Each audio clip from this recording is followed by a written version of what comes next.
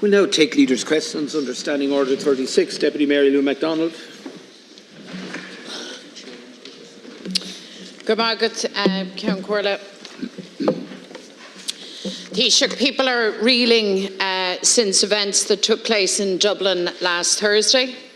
In broad daylight, small children and their carer attacked, stabbed outside Gaelscoil Colóis de Mhuire and Parnell Square. One 5-year-old child remains in hospital fighting for her life, and we pray that she and all those injured will make a full recovery.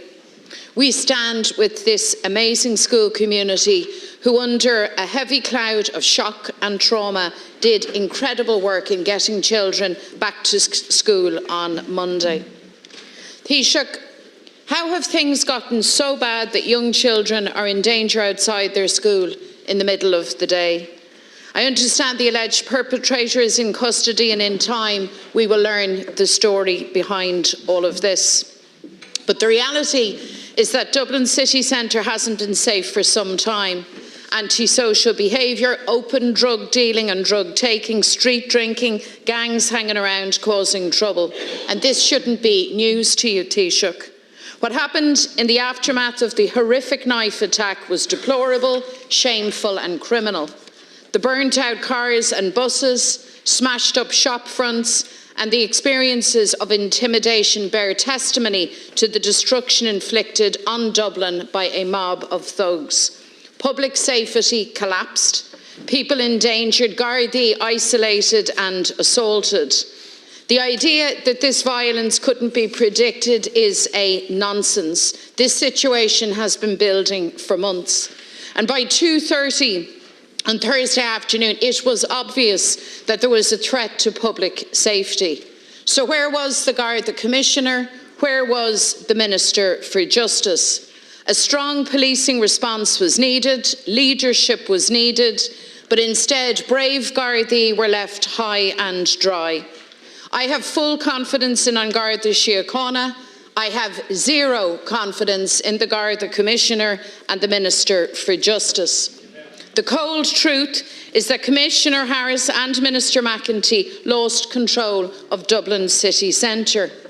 And for years, communities and businesses have been telling you that we don't have enough Gardaí on the streets, on the beat, on bikes and in communities. When those poor children were being attacked, I was meeting with the major employer in Dublin City, whose primary issue is concern for the safety of staff at work and coming and going to work. So you're not listening, Taoiseach. Government's depletion of An Garda Síochána has left people feeling unsafe and endangered in this city and beyond. Tep hobóisteach na bólíneacht a bhíonn sa. Ní féidir leis an Ara McEntee fannacht sa fust. Caithfidh tú a winch mar arid lí agus cirt. Because ultimately responsibility lies with Minister McEntee. In July, following several assaults and incidents in Dublin, the United States government issued warnings to Americans travelling to Dublin. Minister McEntee at that point declared that the streets of the city were safe. Today, the Canadian, Australian and British governments have issued warnings to their citizens travelling to Dublin. And yet, Minister McEntee refuses to accept that control of Dublin city centre was lost. It seems the Minister has moved from denial to full-blown delusion. And she is clearly not the person to provide the leadership needed to restore public confidence in policing. Her position is now untenable, Taoiseach. You must do what is necessary now, having failed the people so badly, and remove Helen McEntee as Minister for Justice. Taoiseach, please. Thanks very much, Deputy. Last Thursday we experienced two appalling acts of violence in our streets. The stabbing of several children and their carer. Two remain in hospital as we speak, stable but critical, and we pray for their recovery. And then an ugly far-right protest on our streets, which led to a riot and looting and serious criminal damage. These events were shocking, they were unacceptable, it was an attack on the rule of law, and there is and will be a robust response from the Gardaí and from the government. We need to make sure that Thursday's events were exceptional events and do not happen again. And I want people to be safe and to feel safe on our streets. And as part of that approach, the Commissioner has confirmed that there will be 2 Garda public order units deployed in Dublin city centre between now and at least Christmas, made up of 2 inspectors, 6 Garda sergeants and 42 Gardai. So a very visible Garda presence on our streets in the coming weeks. And above all, I believe we need to do 3 things. 1, more Gardai, 2, better equipment for our Gardai, and 3rd, stronger laws and more prison places. All those things are already very much underway and were underway before the events of last Thursday, but they need to be accelerated. So in relation to the Gardai, we now have 14,000 Gardai. About 700 to 800 will go through training this year, about 800 to 1,000 next year, and we expect Garda numbers to rise to 14,500 by the end of next year. In addition to that, of course, there are Garda staff, over 3,000 now, that free up Gardai for frontline work. We have over 3,000 Garda vehicles, 150 more are on order. We have riot gear for 2,500 Gardai. We have water cannon on loan, body cameras will soon be on the way. And we also need to strengthen our laws. Minister McEntee has already brought in tougher sentences for people who commit serious crimes and attack our Gardai. She has plans for an additional 600 prison spaces to make sure that those who serve are given convictions and given long prison sentences serve them. We also need new laws around the use of FRT and also object recognition technology. Dedicated legislation on that is on the way. We'll bring in a police powers bill that gives the police some of the additional powers that they would have asked for when I visited them in Store Street last week. And also, before the recess, we'll have the public safety, policing and community safety bill enacted. So the response is immediate, it is medium term, it is long term, and Deputy, it's going to be and is very robust. Deputy, in relation to what you said about other countries issuing warnings to tourists and citizens who visit here, that is true, but bear in mind they issue the same warnings about many large cities around the world, including their own capital cities, in fact, and their own large cities. And I think it's important that when you talk about our city, the one we both live in, that you put it into that context. And I know you don't want to be talking down our city in any way. In relation to the matter of confidence, Deputy, I have full confidence in the Gardai, full confidence in Garda management, including Commissioner Harris, and I have full confidence in Minister McEntee. She's a minister who's been leading and extremely active on the issues of law and order and criminal justice during her term in office. Look in particular at the success that we've had in dealing with organised crime, where we would have seen in previous years dozens of murders every year, a lot of success and results in that area down to her work and that of Garda Síochána. In addition to that, look at how she's led on the issue of gender-based violence. We face an epidemic of violence against women in this country, and no minister has done more about it than her. Look at what's been done in Drogheda, for example, as Deputy O'Dowd spoke about this morning. These are the results that she's been involved in making happen, and our work continues. Thank you, Taoiseach. Deputy MacDonald.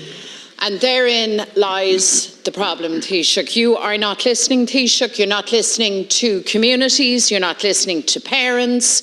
You're not listening to business and retails. The failures on Thursday in Dublin were political failures.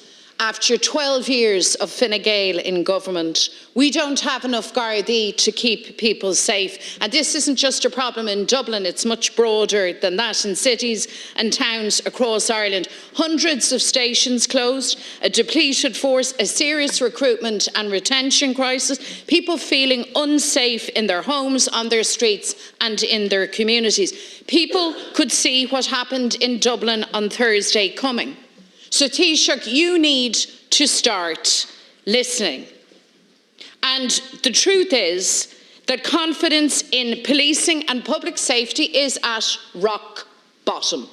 And you need to now do something about that. And I am telling you straight, and I'm telling you clear, we need a fresh start. And Minister McEntee is not the minister, is not the person to give the leadership that is required at this critical time. So, Taoiseach, rather than yourself engaging in delusion and distraction, I ask you to face the cold truth and the severity and seriousness of what happened in the heart of our capital city and move to bring accountability to the situation. Taoiseach, please. Deputy, I believe you're not listening. You're not listening to parents, you're not listening to Dubliners, you're not listening to citizens all over the country. They don't want to hear you playing politics when it comes to an important issue like this. They're not interested in that. They don't want to see you trying to score points, improve your poll ratings, or be looking for heads. What they want is action from government so that they feel safe on our streets. And I want people to be safe and feel safe on our streets. And that's why we're responding. More Gardai, better equipment for our guards, stronger laws, all of those things happening under Minister McEntee, and will continue and accelerate that action. Deputy Ivana Bacik, please. Can Corla Hishig. Tommy der fadig Dainif Brown do co-fabel Gaelskull Wira agus dove siúd atá fós in Ospedale. Uppermost in all our thoughts and minds today are those who were so brutally attacked on Parnell Square last Thursday. The little girl and the care worker still in hospital, the other children injured and traumatised in the attack, their families, friends, classmates and communities. We think of all of them and send them our very best wishes. And we want to commend those whose courageous interventions prevented even more devastation on Thursday. And I think we also send our thoughts and solidarity to those Gardai, those first responders, transport and council workers and others who were terrorised while doing their jobs or peacefully going about their business in Dublin on Thursday, and those who had to clean up after the wanton destruction that resulted from the awful riots we saw that evening. And I want to condemn outright the outrageous violence we saw unfold on our streets, the streets of our capital city. Taoiseach, nobody here has a monopoly on the distress that we all feel in the aftermath of last Thursday, but there must be accountability for what occurred. Those shocking events have brought home to us all the true extent of the crisis in policing, particularly policing in Dublin, that has developed under the watch of your government. On Friday, Commissioner Harris asserted that nobody could have anticipated the riots. But Taoiseach, that's simply not credible. Long before last week, we saw despicable events orchestrated by the far right across the country. Anti-migrant protests, anti-LGBT protests outside libraries, people burnt out of tents on Mount Street. And everyone in this House is aware of the hate and disinformation that is being spread, particularly about immigration. And Taoiseach, I'm sorry to say, there are high-profile individuals in this country, and there are people in this House and in the who have used language about immigration that has undoubtedly contributed to the spread of that disinformation. And I hope that those individuals, and they know who they are reflecting today. So Taoiseach, there's no one in this country who did not anticipate that the far right might seek to orchestrate unrest in our capital. And on Thursday, what we saw was a perfect storm, a complete collapse of order on our streets due to a combination of failures. Failures to tackle the far right, failures to address the triple crisis of morale, of recruitment and of retention within the Gardai. There were failures at operational level, for which the Commissioner and senior Gardai are responsible. Failures at political and government level, for which the Minister for Justice and all of you in government are responsible. And we in Labour have no confidence in this government's handling of policing. Week in, week out, our representatives have been raising the triple crisis facing the Gardai on morale, on recruitment and on retention. We know what is needed, a stronger response against the far right and, crucially, more Gardai, more community Gardai, more Gardai in our streets. We should be reaching for more people, more personnel in the Garda Síochána, and that's what the Guards are seeking too, frontline Gardai. But it seems the best that Fine Gael can offer is more powers. Taoiseach, you can't legislate your way out of this. How will you in government address your whole of government failures on policing? And will you move to initiate an independent review into the failures which allowed a small group of people last week to destroy property, injure our police and terrorise our community? We must see accountability. We must know why those failures occurred. Taoiseach. Thanks, Deputy. I just want to thank you for raising Gaelscoil Coláiste Mhuire, the childcare facility nearby, which the children were being brought to, and of course the people who intervened to help stop the attack on Thursday. And I think many more people have been injured and perhaps killed had those brave people not gone with their instincts and intervened in the way they did. And all of us send our solidarity to Gaelscoil Coláiste Mhuire and the childcare facility concerned. Had the opportunity to ring the owner of the childcare facility and speak to the principal of the school a few days ago. and offer them any help that the government possibly can, not just now, but in the weeks and months ahead. And they have received support from the National Education and Psychological Service, and the main advice that they've been given is as much as possible. I know this almost sounds impossible, but to try and make things as normal as possible for the children in the school and in the childcare facility over the next couple of days. And that's the advice that they've been given, and important that we respect that and comply with that ourselves. In terms of those who intervened, had the opportunity on Sunday night to meet some of those who intervened in the attack. Was given 5 names by the Gardai. 4 were able to attend from Ireland, from Brazil and from France, and thank them for what they did to stop this attack. And I think without it there would have been more injuries and more loss of life, or loss of life rather. Just in terms of the management of protests, the Gardai have policed 700 protests in the last year. Protests are commonplace in Ireland, they're commonplace in any democracy, and it's important that we facilitate peaceful protests. And the Gardai make a decision on an operational basis, the people on the scene. None of us are experts in policing protests. And the Gardai make a decision on the scene as to what approach is appropriate, and they escalate as they believe appropriate. And of course there'll be a review into what occurred on Thursday, and initial review is already underway from the Garda Commissioner, and the Policing Authority, I think, has the authority to carry out a further review. We'll have to check on that. And Deputy, I really want to concur with you about some of the use of the language that some people have used in Leinster House and beyond it in relation to migration. And it's a very difficult topic to talk about as politicians, and we do have to talk about it, by the way. It would be a mistake not to. But some of what's been said has stirred up prejudices, and there are people who are on the far right in politics who will want to stir up further discord and encourage further violence. We do have incitement to hatred legislation in Ireland. I don't think it's strong enough. I don't think it's up to date enough. I know this House agrees, because this House has voted for the new legislation already. It's now in the Seanad. But even under the existing legislation, the National Bureau of Criminal Investigation has a number of investigations underway. Well, Taoiseach, what we need to see from your government now is action. We need to see 3 actions in particular. The action of conducting an independent and urgent review into what went wrong in order that we can see proper accountability. And a policing authority review is not enough. We need to see the inspectorate going in. We need to see an independent review of what went wrong. We also need to see a real commitment from government to tackle and target the far right, to ensure intelligence-led policing is tackling and taking them on. And thirdly, we need a commitment from government to give Gardai the resources they need, frontline Gardai, to ensure that we have more personnel, that we don't allow the numbers to drop as they now are below 4,000. We need that commitment urgently from government. And Taoiseach, may I say finally, the key issue here is going to be accountability. We did see over the weekend some political grandstanding on this issue. Calls not just from those in opposition, but it seems now from members of your partners in government, Fianna Fáil Senator most recently, calling for heads to roll. That's grandstanding. That's play acting at a time when what the people in this country and in this city are calling out for is political leadership, a common unity of purpose against the really awful threat of the far right. And we need to see that unity of purpose. We're not even seeing it from government. We're seeing Fianna Fáil speaking with one voice in the media, and yet rowing in on the government benches behind the minister and behind your government. There's a whole of government failure here, and all those in government must take responsibility for your failing to address the key crisis within An Garda Síochána that undoubtedly has contributed to the breakdown of law and order that we saw in our city last Thursday night. Deputy Michael Lowry, please. Sorry. Taoiseach. Thanks. Not at all.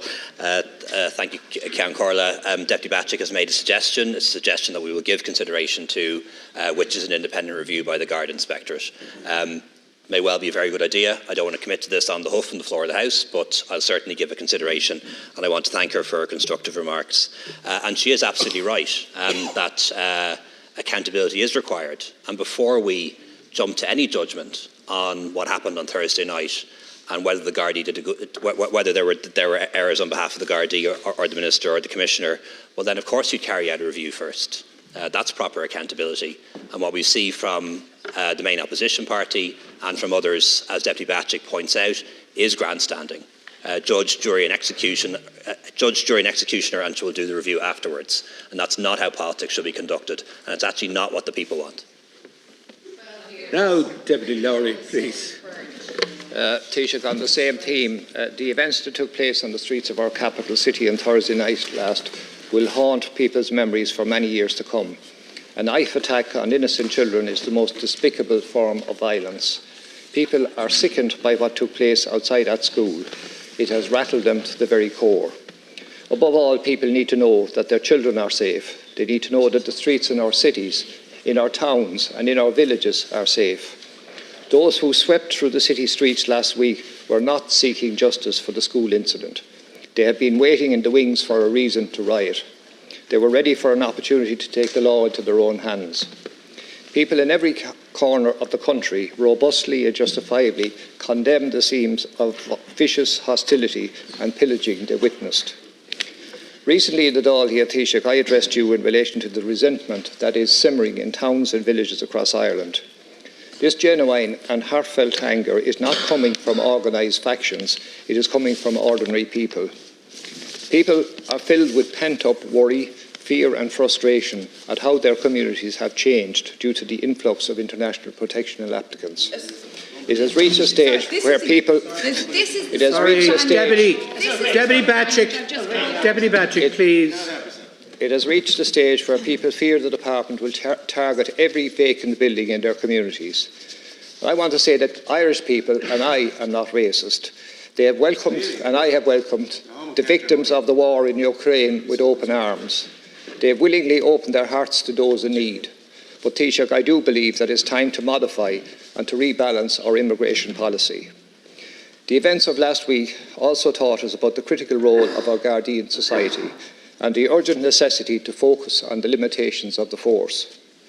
The images of rank-and-file Gardai entering last week's volatile eruption were frightening. Our Gardai on duty were brave and courageous in the face of hostility.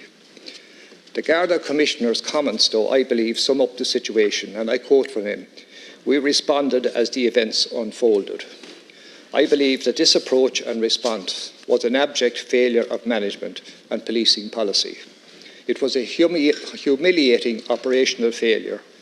It is obvious for some time that the policy of Garda management in standing back with a softly approach doesn't work. Reluctance to confront protesters and a passive approach emboldens the perpetrators. I also think that it's long past the time when we need to take the gloves off with these hooligans. The Gardai are under more surveillance than the criminals themselves. The level of bureaucracy and procedure, with the excessive focus on discipline, has left our force in fear to act. The spontaneity, the decisiveness and the discretion of Garda members is suppressed. Gardai will tell you themselves that they are paralysed with the threat of investigation, suspension or sanction. Our Garda force is under enormous pressure. Every member of this House has a responsibility to ensure that we provide the necessary resources, equipment and technology which they urgently need and deserve. Taoiseach, please. Thanks, Deputy. I think more so than ever, those of us, all of us in this House, need to be willing to talk about migration and also talk about it in a fair way. And I want to make the case for migration, why migration is a good thing for Ireland. When I go into any hospital in Ireland, including ones that I've worked in, I see a very diverse workforce. Many of the doctors and nurses and other staff who looked after the stabbing victims come from other parts of the world. When I go into high-tech companies, pharma companies, the ones paying massive taxes to the state, I see a diverse workforce. And I know those companies would not be in Ireland were it not for the fact that they can recruit staff from all over the world. We would not have the money we have now for health, education and housing were it not for those migrants who come to Ireland and work in those companies. And I know when I go to a restaurant, when I go to a cafe, when I go to a shop, I see a diverse workforce as well. Ireland would not be the country it is. We would not have the public services we have in all ways imaginable that I can think of. Ireland would not be a better place were it not for the fact that so many people come to Ireland legally, take up work here, study here and visit here. And I think it's important that we all have the courage as politicians to make the case in favour of migration to the state. And there are a lot of people, particularly people of colour in Ireland, who are very afraid because of what happened on Thursday night. I've spoken to business owners who had to close their shops early or close their offices early because the staff, particularly staff who were brown or black, were afraid of what might happen to them. And I think more so than ever, all of us need to understand, I mean all of us, me, you, everyone, need to understand the effects that our words might have when it comes to talking about the issue of migration. And that is not for a second to dismiss concerns that people may have. Of course, if a large number of people move into a local area or a town or village, people are going to have concerns, and they need to be addressed and answered. And of course, there is a difference between people who come to the country legally and those who arrive irregularly. But the amount of control we exert over that as any state is limited. Look at the United Kingdom, for example, has proposed a hostile environment for migration for many years now. That's the term they use, not my term. Has left the European Union in part to take back control of borders. Front page of the Financial Times during the week, record numbers of migrants and immigrants going to the UK for lots of different reasons. So I think we need to be honest with people as well about all of these issues. Lowry. Taoiseach, thank you for your response. And I fully understand and appreciate the value of migration. And your final comments there are addressing the issue that I'm raising here, which I've raised in the past with you, which is the influx of people. And I'm not hindering their opportunity to come to Ireland, but what I am saying is that local people are extremely concerned about the numbers that are arriving in their small villages and towns without the support and the services need to address their care. And that is happening on a wide scale around rural Ireland, and it needs to be addressed, Taoiseach. And we needn't mix that up. I'm talking about illegal migration. And I think everyone in this House knows, and the Minister knows quite well, that I've been very supportive of the Minister in his work in Tipperary and rural Ireland. So we need to address the issue of illegal migration. And can I say, secondly, finally, I'd say, Taoiseach, that we have a lot of grandstanding on this issue. And I will not support a vote of no confidence in the Minister or in the Commissioner, because I believe in doing so, we're giving in to the hooligans who take pleasure and delight in seeing a response to their action. Thank you, Deputy Taoiseach, please. Thanks, Deputy, and I do appreciate your bona fides in this matter.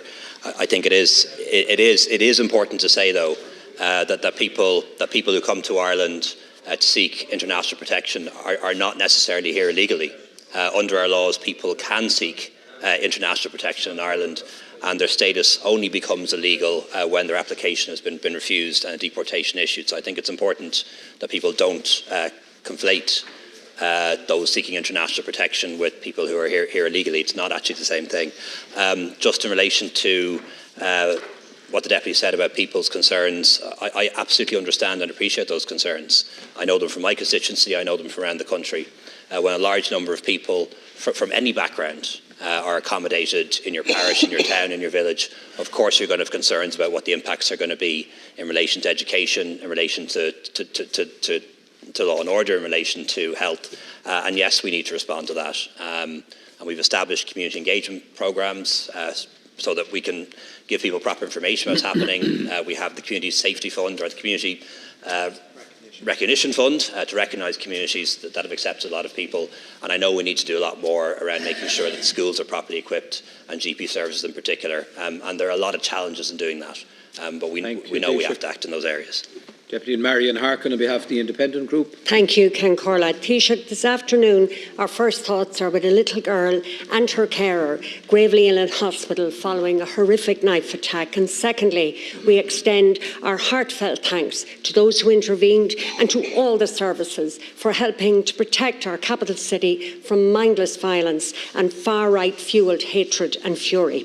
But however, Taoiseach, I want to raise the broader issue of migration policy in Ireland, both at national and at local level, and to ask you, as our Taoiseach, to lead that discussion and to communicate with and listen to those people who now feel excluded from that discussion. Taoiseach, last Friday night, a potential public order situation was developing in Dromahair and County Leitrim, where rumours circulated that buses carrying migrants were about to arrive in the village. Crowds gathered, and I believe some outsiders arrived and some illegal checkpoints were set up, which should never have happened.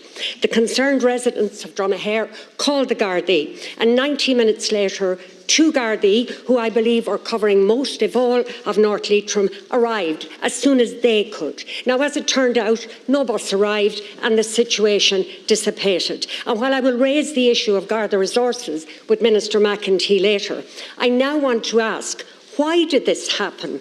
How did this situation develop? Now, I don't have all the answers, but I know this much. A few weeks back, I met with concerned residents in Dromahair when the department wrote informing them that 155 IP applicants would arrive in their village. I contacted the department asking for support for a village that has no community centre, whose national school has an emergency application in for 2 additional classrooms, where they are fundraising for a decent surface for their pitch, and where their medical centre is already chock-a-block full. And Taoiseach, I got no response. Nothing. Yes, thanks to Minister O'Gorman, the department is now meeting them. But that's after Friday night. That's putting out fires, Taoiseach. That is not proactive migration policy. So I'm asking you today, will you speak openly and honestly to the Irish people? Will you fill that policy vacuum? Will you articulate clearly what your migration policy is and give people a sense that you and your government are in control, are in charge? Recently, it was reported that you said about needing to slow the flow of migration and the need to be realistic on the supports offered. Taoiseach, is that your view? Is a government policy? And crucially, will your government really work proactively with communities like Dromahair concerned residents who told 3 TDs at a meeting last Sunday they will be first in line to help to support and integrate families who may arrive in their village? But they need to be assisted, they need to be enabled and have their community capacity built to do so. Taoiseach, trust in communities is a fragile thing. Thank you, Deputy. Cohesion even more so. I am asking you to help to restore both. Taoiseach. Thanks very much, Deputy. I'm aware of the situation in Dromahair. I've been briefed about it, but only today, and I don't want to comment on it in detail in case I don't have all the facts. But I am told that a community engagement team has been set up, and that they've been engaging with Deputy Fian, with you and with Deputy Kenny in an effort to set out exactly what is happening and what is not happening in Dromahair. You ask about what our immigration policy is and our migration policy is, and let me be as clear as I can be. And sometimes it's difficult to be clear because this isn't a straightforward thing. There are different types of migration and different types of migrants. The situation is that anybody who is a UK or Irish citizen has a right to live in this country. Anybody who is an EU or EEA citizen has a right to live, work, study and do business in this country, just as we can in all of their countries too. And that's what it means to be part of the European Union. And I think the advantages of that outweigh the disadvantages manifold, and people have voted that way in referendums on many occasions. When it comes to anyone else, in order to enter the country, they require a visa. It might be a work visa, it might be a student visa, it might be a work permit, and of course vetting occurs in those instances. Separately to that, we have people who arrive from Ukraine under the Temporary Protection Directive They have a right to be here under European law. We do our best to accommodate them as best we can, and the right to work and study too. And then we have people who arrive in a regular manner and under international law, just as is the case in Italy and in Britain and in France and in America. They can apply for protection. And our job is to assess their application as quickly as possible, give them legal status if they're entitled to it. If they're not, to issue a deportation order and ensure that's enforced. That is our migration policy. And I know it's not simple, I know it's not straightforward, but it can't be, because life isn't straightforward and the world isn't straightforward. And there are different people coming from different countries for different reasons. But that is the policy that we have, Deputy. Just finally, in relation to the terrible events that occurred on Parnell Square on Thursday, I really would ask people to try and avoid connecting crime with migration. It's not right. Yes, of course, people who are migrants might commit crimes, just as people who aren't commit crimes. In a country of 5.3 million people, if you have hundreds of thousands of migrants, there are going to be a few of them who commit terrible crimes, just as there are people born and bred in Ireland who commit terrible crimes every day, including murders. And when I see what happened in Parnell Square, what I see is a suspect who is a migrant, although a citizen, and somebody here for over 20 years. I see a 5-year-old child in hospital today, both her parents coming from a migrant background, and her born in Ireland. And of the 5 or 6 people who intervened to stop the attack, 4 of those 6 are migrants to this country. It's totally wrong to try and make out that there's a connection between crime and migration based on what happened on Parnell Street. The alleged assailant, the victims, and those who stopped the attack. Thank you, Taoiseach. Most of them from a migrant background. Deputy Hark. Thank you, Taoiseach, and I agree with most of what you've said. And I certainly am not, and I certainly haven't heard anybody here today conflate terrible crimes with migrants. There's no evidence to support that, and I haven't heard anybody say that. And I am also not grandstanding and looking for the head of the minister. As I said to you at the end of my initial comments, this is the time for cohesion, and we need to see how we can work together. But Taoiseach, there is also a reluctance to grasp the nettle sometime and to be honest with people. It's not enough to say Irish people are generous and welcoming. They are, but that's not enough. This is a very sensitive, complicated issue. I agree with you. It's global, it's national, but people are looking to your government to, as I said, have an honest, open discussion, looking at your overall policy and looking at the granular detail, how it's being managed, how communities can respond to this in a positive way, not, as I said, putting out fires after the fact. That's terrible for communities. It's driving division, and you know it, and I know it, and it's the responsibility of government to stop that happening. Taoiseach. Thanks. Thanks very much, Deputy. I think when it comes to concerns about migration, I talk to a lot of people about this all the time. I don't think the vast majority of people have huge concerns about people coming to Ireland from the UK or other parts of the European Union, or people coming here with work visas or student visas from outside of the European Union.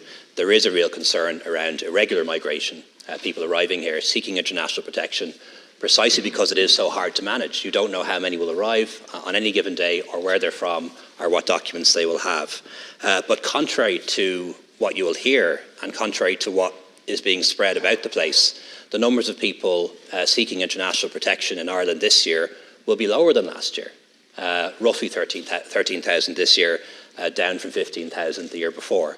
And that is in part because of actions that we've taken as a European Union to secure the external borders of the European Union, and also in this state to manage our own borders better. But it is naive to think that any government can stop the flow entirely when there are hundreds of millions of people on the move in the world. A government elected initially very much on an anti-migration platform. Within weeks, more people landed on the island of Lampedusa than lived there. We saw President Trump and his attempts in the US. Thank you, huge numbers of people arriving throughout his presidency in the US, and we know from the UK as well We have to be honest with people about this. The world's a dangerous place. Europe is paradise, and Ireland is one of the best parts of paradise for most people in the world. Hundreds of millions of people on the move. Thousands will come here, and we just have to manage that as well as we can. Thank you very much, Taoiseach. That concludes Leaders' Questions.